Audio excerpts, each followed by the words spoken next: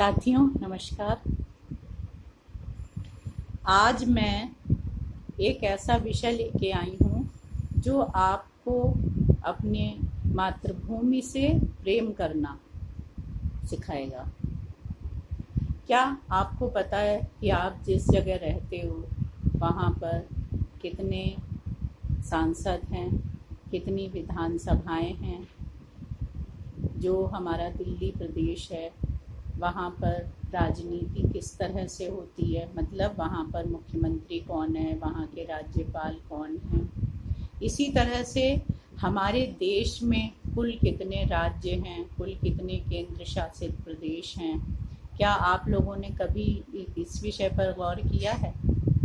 अगर किया है तो क्या आपको पता है कि हमारे देश में कुल कितनी नदियाँ हैं, कुल कितने पहाड़ हैं? और क्या आपने अपने देश के भूगोल का ज्ञान प्राप्त करने की कभी कोशिश की है कि हमारे उत्तर में कौन से राज्य पड़ते हैं, पश्चिम में कौन से हैं, पूरब में कौन से हैं, दक्षिण में कौन से हैं, कहाँ पर कौन सी भाषा बोली जाती है? क्योंकि अक्सर ऐसा होता है कि जब भी हम कहीं भी बाहर निकल के जाते हैं तो हमें वहाँ की बोली नहीं समझ में आती, वहाँ का खाना हमें अच्छा नहीं लगता, क्योंकि हम अपने घर में एक ही तरह का खाना खाने के आदी होते हैं। तो हमें बहुत सारी वैरायटी, और हमारे देश में इतनी वैरायटी है, हमारे देश में बोलियों में, भाषाओं में, पहनावे में और प्रकृति में। मतलब कहीं पे आपको बिल्कुल रेत मिलेगी, कहीं पहाड़ मिलेंगे, कहीं नदियाँ मिलेंगी, कहीं सागर मिलेंगे।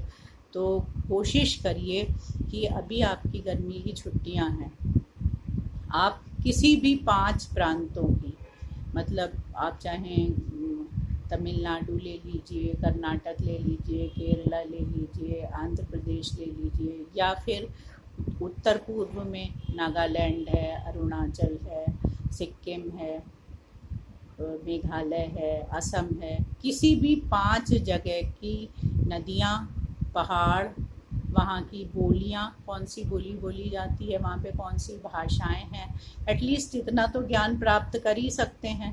तो आप अपनी जो ये गर्मी की छुट्टियाँ हैं, जो समर वेकेशन है, उसका सदुपयोग कैसे करें?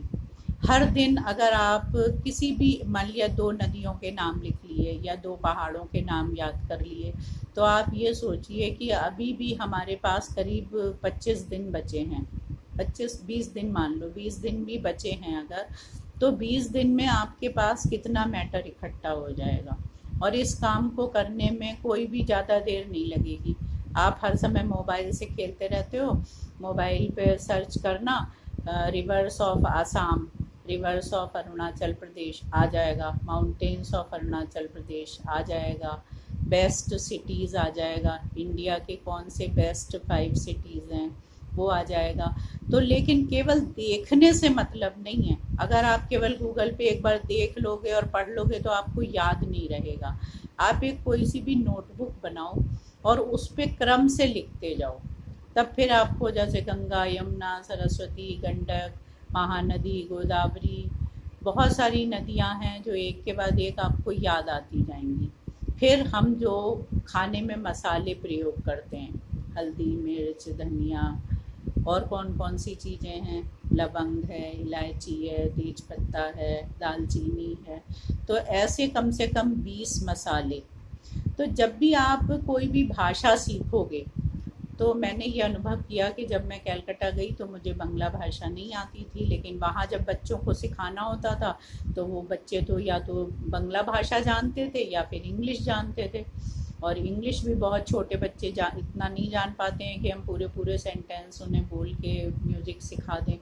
तो उसके लिए मुझे फिर बांग्ला भाषा सीखनी पड़ी, और मुझे अपने लिए भी सीखनी थी, क्योंकि टप्पे का मैटर बहुत सारा बांग्ला भाषा की किताबों में था, जो नेशनल लाइब्रेरी में बुक्स थी। तो वो अगर हम पहले किताबें अगर हम लिख के लाते, फ़ोटो कॉपी करवाते, फिर किसी से घर में आके उसका अनुवाद करवाते, तो वो तो बहुत लेंथी प्रोसेस हो जाता, और वो किताबें लाइब्रेरी से लेके भी नहीं जाने देते थे।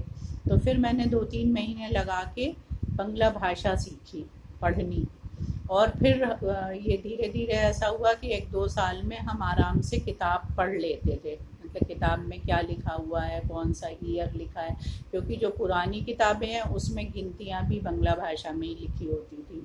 तो मुझे अपनी थीसिस के लिए मैटर कलेक्ट करना था, तो उन्हीं किताबों में से जानकारी मिलनी थी। फिर ऐसा ही हुआ कि जब हम डिलीट कर रहे थे और बेंगलोर गए, तो वहाँ पे बहुत सारे जो भी बच्चे आते थे वो सब कन्नड़िगास थे, वो सब कन्नड़ भाषा बोलते थे।